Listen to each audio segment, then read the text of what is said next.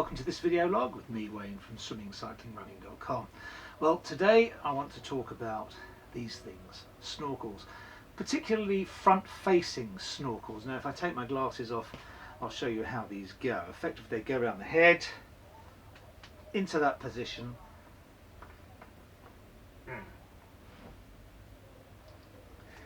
and it enables you to swim without rotating your head to breathe. And in front crawl, backstroke is not very good, but in front crawl it can be exceptionally useful. We're going to the computer now to see some examples, and we'll explain why it's good and how you can use them. When you wear a snorkel in swimming, the aim is to isolate the head so that the body can concentrate on being balanced, the person can rotate without moving the head to breathe, and they can look at their arm position on entry and drive through so that they get a good catch and a good drive through where the hand travels down the centre line of the body.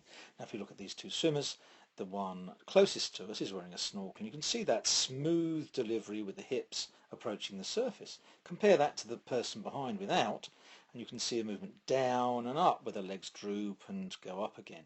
Totally different. Let's just slow that down a bit. You can see the person close has got a really good rotation with the hips breaking the surface.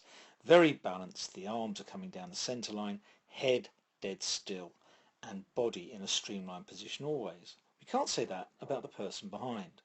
The person behind is going down under the water, above the water, head goes out. And as they do that, their legs droop at the back end, which doesn't help their swimming. So here are the key points about snorkel swimming. The first point is that your body should be as if a rod is through your spine that you can only rotate around. Your head should be in the water and you should be looking forward and down. This is approximately the perfect position. And that way you can effectively see what you're doing with your arms. So for example here I would prefer the elbow to be slightly higher and to be seeing the forearm there as opposed to where it is now, which is slightly like that. However, that's a reasonably good catch position, so we're not overly worried with this particular swimmer. You want your hips to rotate and your shoulders to rotate in about the same plane, so they rotate together. So as you rotate one, you then rotate to the other side, and again they're in the same plane, as you can see there. You notice the head hasn't moved and the arm catches the water. Again, reasonably good catch there. I'd have preferred the elbow to be slightly higher when that happened, but that doesn't matter necessarily. And down the centre line with the body. You can see the hips rotate to the surface and to the surface again. The body stays in one position, it's not moving up or down, and the rotation around the spine is happening as if the spine couldn't twist at all. That's almost perfect when you're using a snorkel. So let's look at these swimmers side by side as they come in. We've got it in slow motion, and you can see the swimmer on the right is very stable, the hips are rotating, there's no excessive movement. The guy on the left is flailing his legs and moving up and down, and a wild movement of that hip. That's exactly what we want to avoid and train against when we're swimming with snorkels. Let's just look at that again. I'll speed it up. And you can see the difference in movement is absolutely huge. So let's look at another swimmer. Again, we'll take it just in slow motion. You can see with a snorkel it's very smooth swimming. I'll stop that. The hip is rotated to the right, and we have a hip in line with the shoulders. The head is very stable, looking at that hand, driving through underneath the body, and the head is stable, and you can see the position of the head looking forward and down. That's almost perfect. The hips are just about broaching the surface on every single stroke, and it's a very smooth stroke that he has.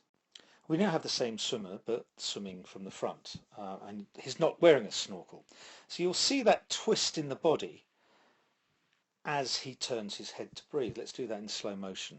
And this is something we can actually train out of the swimmer with a snorkel because of repetitive motion, doing the correct movement time and time again. You can see that kick to the left. I'll just stop that. As he breathes to the right, he kicks to the left, and not only does his body move in a slightly convoluted way, but he actually moves to the left in the swimming pool.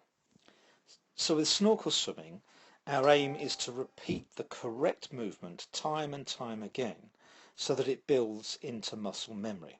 We're also divorcing the movement of the head from the movement of the body, which is incredibly important if you want to swim in the right direction and keep your body in the right position. Of course, things can go wrong when you come to an end of a pool. If you don't blow the water out the snorkel successfully, you have to stop to empty it. That's happened this time, but it doesn't normally with this swimmer. Once again, the swimmer furthest from us is being inefficient every time he breathes. His head's going up and his feet are coming down. Compared to the swimmer closest to us, he's very, very erratic in his movement, whereas the guy close to us is incredibly smooth, which is what we want. So there you go. If you've never thought of getting a front-facing snorkel, it's well worth the effort if you're a front crawl swimmer. For triathletes, keeping that head still is incredibly important. If you keep the head still, you will go in the right direction. If you start moving your head from side to side, you're liable to veer off line tremendously. And that can cost you not only distance, but it can cost you position in a race. For an ordinary front crawl swimmer, you can balance up, keep your body on the surface of the water, and make sure that your rotation is around your core. Another thing to do, as you're looking forward and down, look for that hand and not an elbow. So you'll see the hand and be able to drive that down the centre line of the body. All important things in front crawl, and if you repeat the movement time and time again, it's liable to be drilled into your muscle memory, which is something we all want. Okay, thanks very much for watching. Hopefully that's been useful to you. Next week, see you with something new. Keep well.